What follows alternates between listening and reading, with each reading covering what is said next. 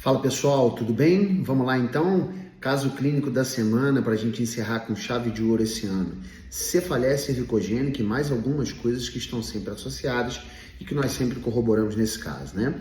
A cefaleia cervicogênica nós já sabemos, é uma cefaleia secundária. Ela não é uma condição assim como a enxaqueca e a cefaleia tensional, que são cefaleias primárias.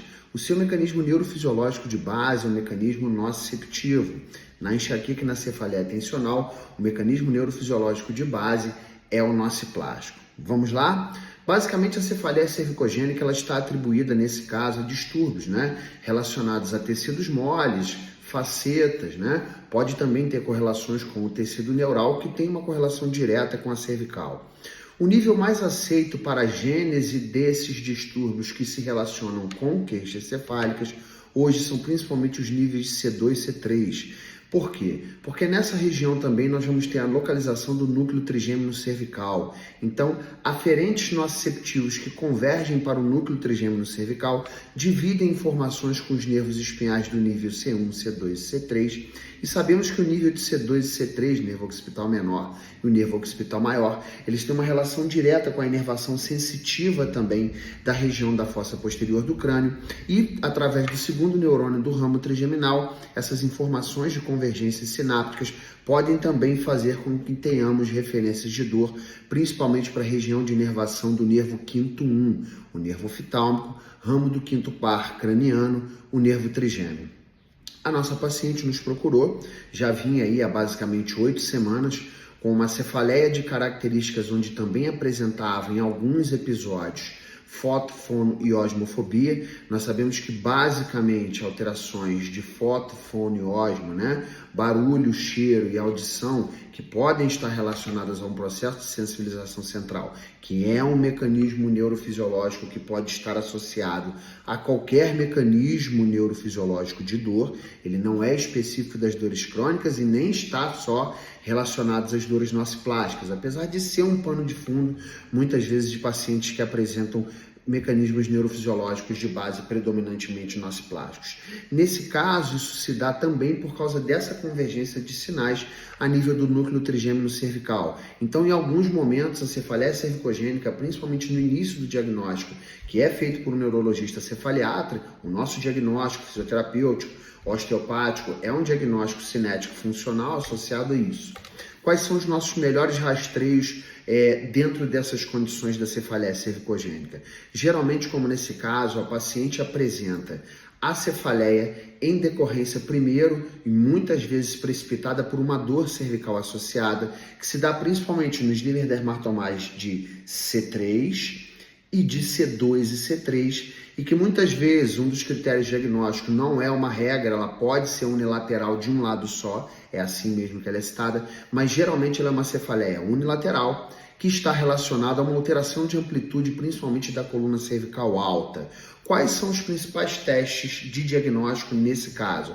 A paciente apresentava muita limitação da coluna cervical, tanto cervical média quanto da coluna cervical alta. No Flex Rotation Test, ela apresentava uma dor que era predominantemente do lado direito, com características muitas vezes, alguns momentos pulsátil, outros momentos agulhada. Sabemos que a enxaqueca tem uma característica um pouco mais pulsátil, que não é uma alteração neurovascular, e sim porque o trigêmeo inerva os vasos sanguíneos do crânio e se mimetiza pela depressão cortical alastrante, um aumento do disparo pelas produções de certos neuropeptídeos associados a isso, com o aumento da pulsação desses vasos e a sua inervação trigeminal, faz com que o paciente tenha essa referência de dor específica carreada para o núcleo trigêmino cervical e depois para o núcleo cérvico talâmico também e do tálamo para o córtex somatosensorial, onde nós vamos começar a ter a questão relacionada ao componente sensório discriminativo da dor. Então, a paciente apresentava um Flex Rotation Test bem limitado do lado direito, muita dor à palpação, principalmente dos processos espinhosos e das facetas de C2 e C3, a mobilidade intervertebral passiva, que nós chamamos do famoso AP, com muita restrição, e também quando fazíamos o teste, ele mimetizava as queixas tanto na região da fossa posterior do crânio, como também irradiava para a região do nervo quinto 1, a região supraorbitária da nossa paciente. Vinha tendo limitações importantes funcionais no seu dia a dia, posições mantidas por um período prolongado não correlacionando direto postura com dor, mas a gente sabe que não tem uma correlação direta. Nesses casos da cefaleia cervicogênica, pacientes em posições mantidas da coluna cervical por um período prolongado podem vir a ter a queixa cefálica justamente por terem componentes ósseos, musculares e ligamentares da coluna cervical que disparam essa aferência nociceptiva e que nesse caso é percebida como dor porque a gênese é a coluna cervical. Pegando outros gatilhos fora, a paciente também apresentava um bruxismo de vigília e um bruxismo noturno, não que o bruxismo tenha uma correlação direta, mas é mais uma gotinha que pinga dentro de um copo que está cheio. E todas essas informações que nesse caso advêm do quinto 3, tanto sensitiva e voltam como uma resposta motora, sabemos de todo o componente crânio cérvico-mandibular e da relação da coluna cervical alta com todo esse processo que pode também elevar um pouco mais as queixas dessa paciente. Não tinha um sono de boa qualidade, sabemos que no processo neuroinflamatório, principalmente pensando no contexto linfático associado a isso, a gente também não tinha uma paciente com uma boa qualidade de sono associado. Processos digestivos associados, um histórico já de uma úlcera duodenal cirúrgica, processos de alterações, principalmente gastroesofágicas, alterações nessa região também culminam com informações aumentadas de aferência para a coluna cervical média, pensando no nervo frênico, e para a coluna cervical alta, porque o vago faz a aferência dessa região e também carrega informações para o núcleo trigêmeo cervical, onde lá são divididas informações entre o vago, o trigêmeo, o glossofaríngeo e o nervo facial. Então sabemos que alterações a nível gastroesofágico, tanto químicas, alterações de mobilidade diafragmática, vão culminar também com excesso de informações que podem vir a serem percebidas também pelo estímulo da aferência nociceptiva, nesse caso no núcleo trigêmeo cervical, com o aumento das queixas da nossa paciente. Basicamente, no teste de flexão dos flexores profundos cervicais, a paciente não conseguia sustentar o que nós temos hoje, que os estudos nos direcionam em pessoas saudáveis,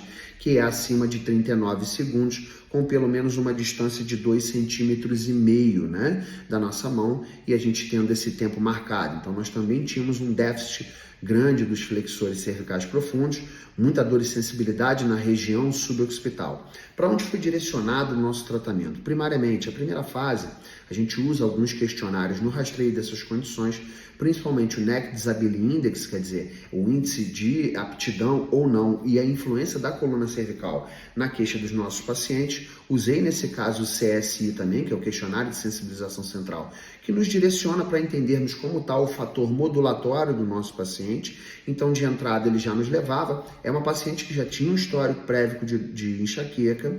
Em alguns momentos, as queixas se parecem, mas ela não vinha apresentando as características clássicas nesses 2 meses, apesar porque já lidava com essa condição da enxaqueca já desde a sua adolescência e começou a ter um tipo de cefaleia diferente, que a sua característica que se aproxima é justamente a questão de foto, fono, osmofobia, mas as outras características que às vezes estão no pródromo da enxaqueca ou na fase da aura, que é justamente uma rigidez cervical, mas não é ela que dispara a queixa, não acontecia nas crises de enxaqueca geralmente, e nesse tipo de cefaleia que ela estava apresentando agora, ela mimetizava que as queixas ocorriam, mas que sempre vinham relacionadas a queixas cervicais, e depois ela começava a ter essas queixas cefálicas que foram cada vez mais se localizando na fossa posterior do crânio e que em alguns momentos também se referiam para a região do nervo quinto 1, como nós explicamos, a provável neurofisiologia, e é a fisiopatologia que nós temos mais bem descrita até hoje da cefaleia cervicogênica.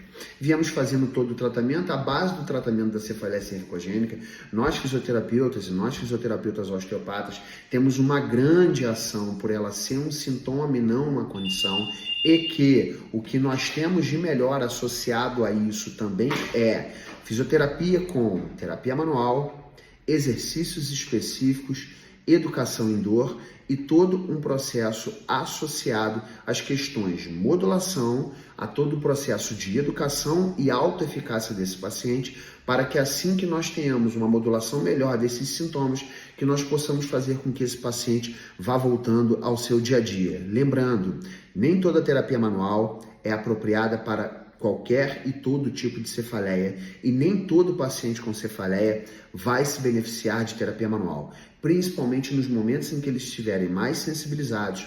Os testes quantitativos sensoriais podem nos ajudar e muito, porque a soma de estímulos repetitivos de algumas técnicas que usamos, né, como técnicas neuromusculares, podem fazer com que o paciente depois sensibilize por não estar com uma boa capacidade modulatória naquele momento. Valeu? Espero que tenha sido válido para você. O tratamento ele durou 8 semanas, fizemos uma consulta por semana, certo? A paciente veio se beneficiando, foi engajada dentro do seu processo no hands-off do que ela precisaria fazer em relação ao sono, ao tipo de atividade física, aos autoexercícios relacionados à coluna torácica, à coluna cervical, e aí viemos tendo melhores respostas modulatórias, e agora a nossa paciente está de alta e basicamente sem a cefaleia cervicogênica nesse momento. Valeu? Espero que tenha sido válido para você. Um forte abraço e até breve.